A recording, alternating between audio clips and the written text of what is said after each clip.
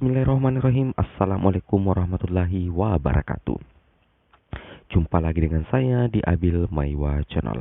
Jadi teman-teman, channel ini merupakan channel pendidikan tempat kita berbagi tentang aplikasi pendidikan, Microsoft Office, serta tips dan triks komputer.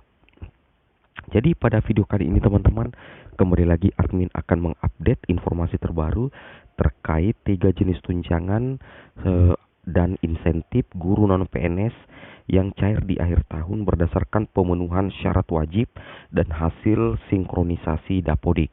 Jadi tentunya ini adalah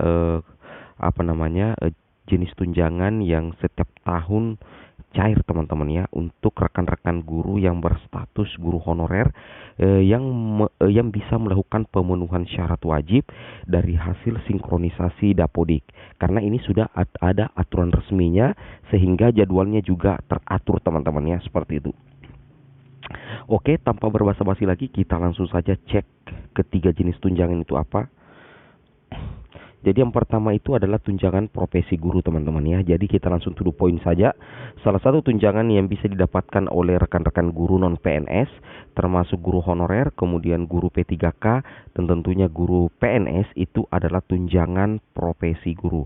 Nah, di sini ini adalah bukti screenshot tunjangan profesi guru dari salah satu teman admin yang berstatus guru honorer dan juga sudah lulus P3K tahun ini di tahap pertama ya. Jadi perlu memahami bahwa tunjangan profesinya itu sudah cair full ya selama 1 tahun ya, sudah cair full selama 1 tahun mulai bulan Januari triwulan 1, kemudian bulan Februari juga triwulan 1, kemudian bulan Maret triwulan 1, kemudian bulan April sampai Juni itu sudah cair juga untuk triwulan 2-nya.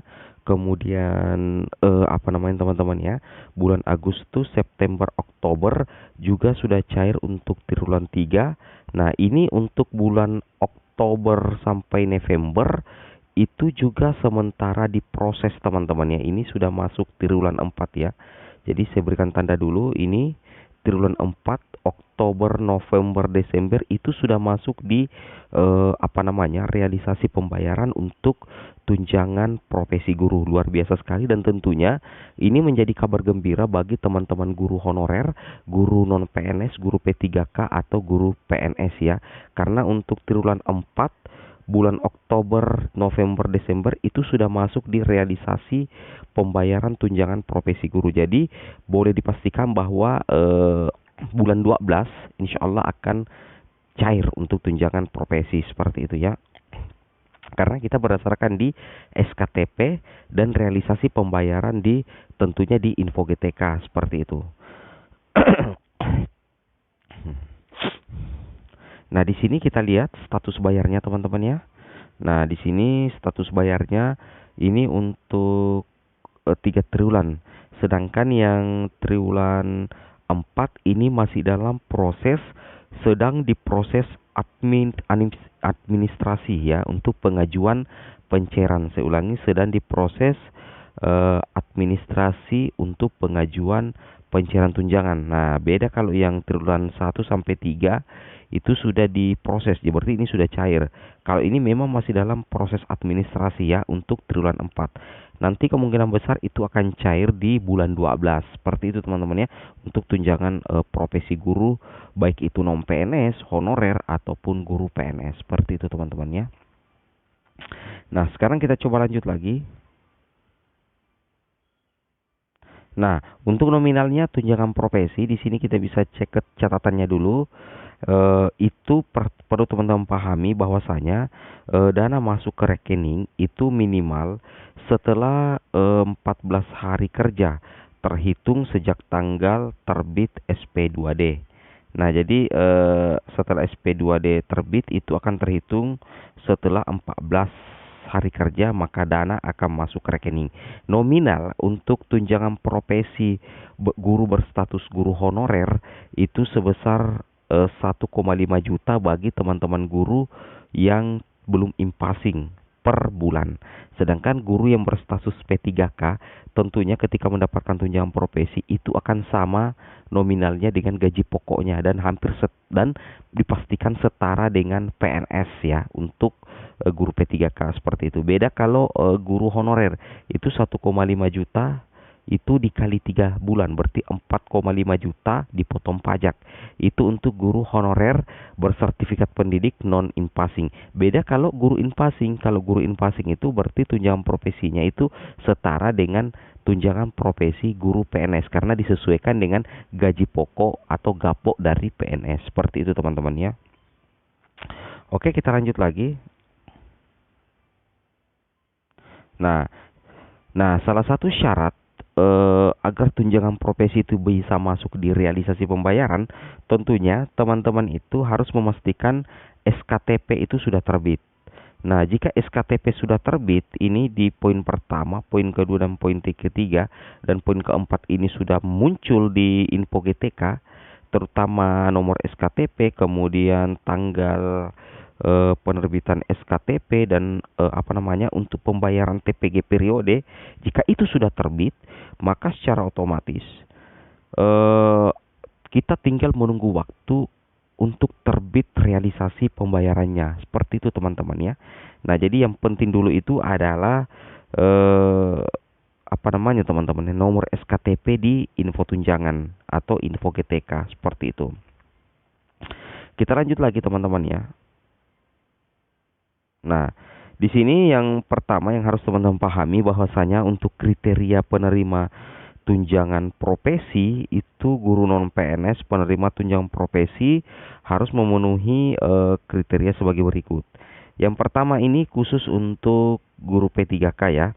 Memiliki surat keputusan pengangkatan dari pejabat pembina kepegawaian sebagai P3K bagi guru yang berstatus P3K di satuan pendidikan yang diselenggarakan oleh pemerintah daerah. Nah, jadi harus memiliki SK P3K khusus teman-teman guru honorer yang lolos menjadi ASN P3K.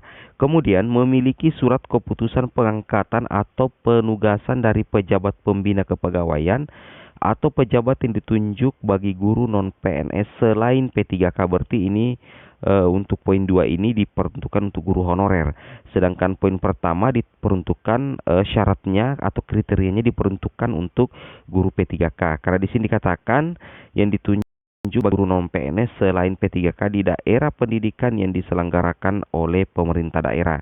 Kemudian ketiga, memiliki surat keputusan pengangkatan dari penyelenggara satuan pendidikan yang diselenggarakan oleh masyarakat bagi guru tetap yayasan. Seperti itu teman-teman ya. Jadi di sini ada 3 kategori guru non PNS yang bisa mendapatkan tunjangan profesi. Yang pertama guru ASN P3K, kemudian guru honorer negeri dan guru honorer swasta ya. Nah, ini guru non PNS. P3K itu bukan PNS teman-teman ya, tetapi sama-sama ASN. Sama-sama ASN tentunya memiliki kedudukan yang sama. Makanya tetap masuk dalam kategori guru non PNS karena memang bukan PNS, tapi masuk ke dalam kategori ASN yang kedudukannya setara dengan PNS. Seperti itu ya. Oke. Nah, sekarang kita lanjut lagi. Nah, di sini yang keempat adalah memiliki penghasilan tetap dari pemerintah daerah atau yayasan sesuai kewenangan.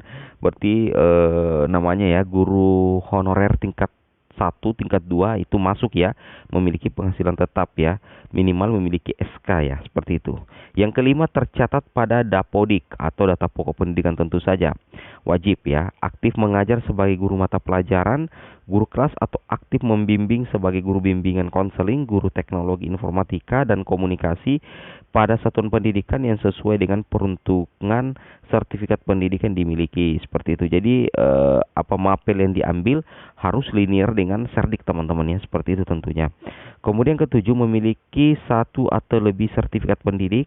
Yang kedelapan memiliki NRG yang diterbitkan oleh kementerian.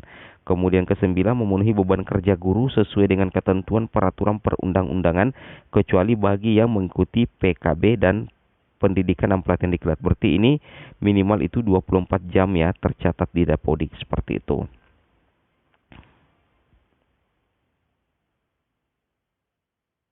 Nah, di sini memiliki penilaian kinerja paling rendah dengan sebutan baik untuk setiap unsur penilaian dan tidak terikat sebagai tenaga atau pegawai tetap pada lembaga atau satuan pendidikan. Nah, seperti itulah teman-teman ya, dibaca saja ini.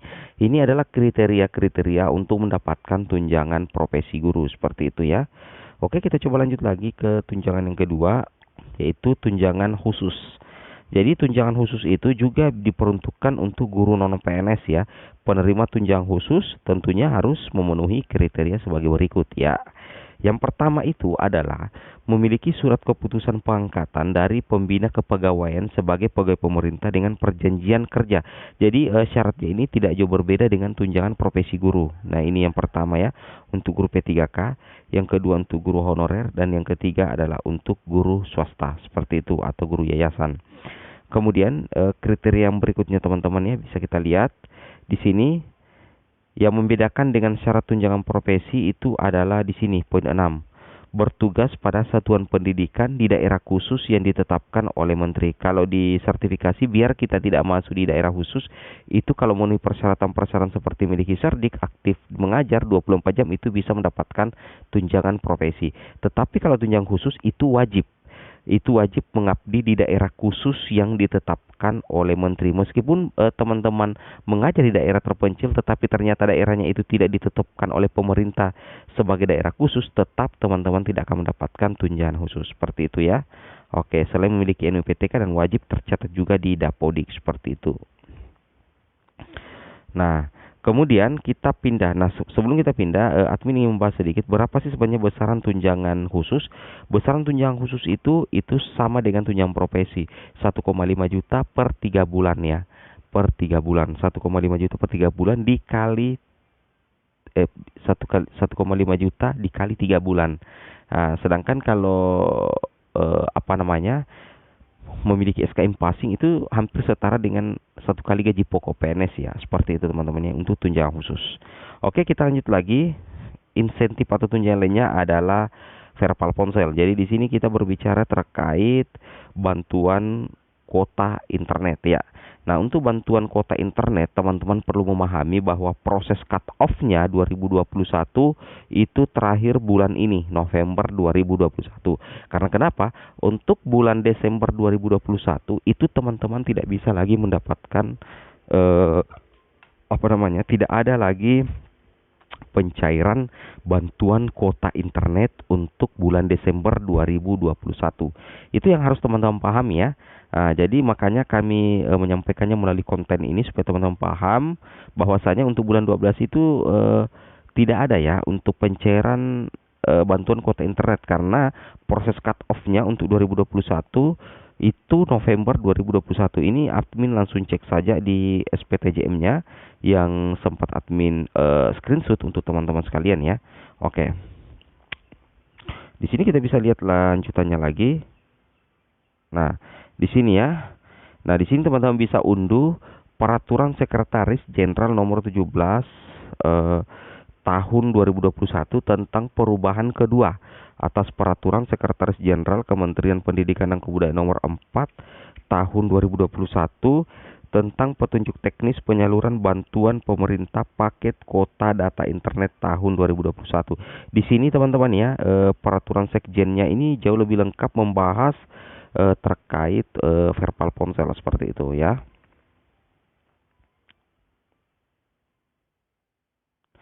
Nah, sekarang kita pindah ke insentif berikutnya, yaitu 3 syarat guru honorer yang bisa mendapatkan gaji dari dana BOS. Jadi salah satu yang dinanti-nantikan teman-teman guru honorer tentunya adalah insentif gaji dari dana BOS di akhir tahun ya, tepatnya di bulan 11 ataupun bulan 12 itu masih ada pencairan ya 1 kali untuk dana BOS, dan tentunya teman-teman guru honorer yang memenuhi syarat itu bisa mendapatkan insentif ya dari dana BOS, seperti itu. Nah, di sini kita bisa cek lagi 3 syarat guru honorer ya. Ini dilansir di salah satu media elektronik terkenal yaitu jpnn.com. Di sini dikatakan bahwasanya pemerintah mengubah kebijakan penyaluran dan penggunaan dana BOS bantuan operasional sekolah. Di sini Mendikbud Nadiem Anwar Makarim menyatakan melalui kebijakan Merdeka Belajar episode ketiga penggunaan BOS dibuat fleksibel. Seperti itu ya. Dibuat fleksibel. Di sini kita bisa cek lagi penggunaan BOS sekarang itu lebih fleksibel teman-teman ya untuk kebutuhan sekolah. Melalui kolaborasi dengan Kemenko dan Kemendagri, kebijakan ini ditujukan sebagai langkah pertama untuk meningkatkan kesejahteraan para guru honorer dan juga untuk tenaga kependidikan. Porsinya hingga 50%. Nah, seperti itu ya, luar biasa sekali. Jadi porsinya hingga 50%.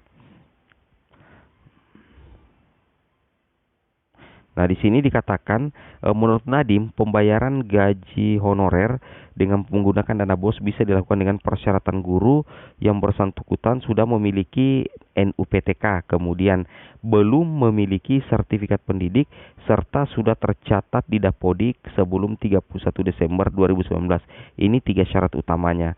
Tentunya memiliki NPTK, kemudian yang kedua belum memiliki Serdik, dan yang ketiga tercatat di Dapodik. Itu bisa didanai di dana BOS teman-teman ya, atau digaji di dana BOS. Nah, sedangkan untuk tahapan pencairannya begini. Untuk tahapan pencairan dana BOS untuk penggajian gaji guru honorer itu tahap 1 periode Januari hingga Maret. Sedangkan tahap 2 periode April hingga Agustus, dan ini tahap yang terakhir, tahap ketiga September hingga Desember. Jadi tentunya di akhir tahun 2021 teman-teman berpeluang untuk mendapatkan gaji atau insentif dari dana BOS seperti itu.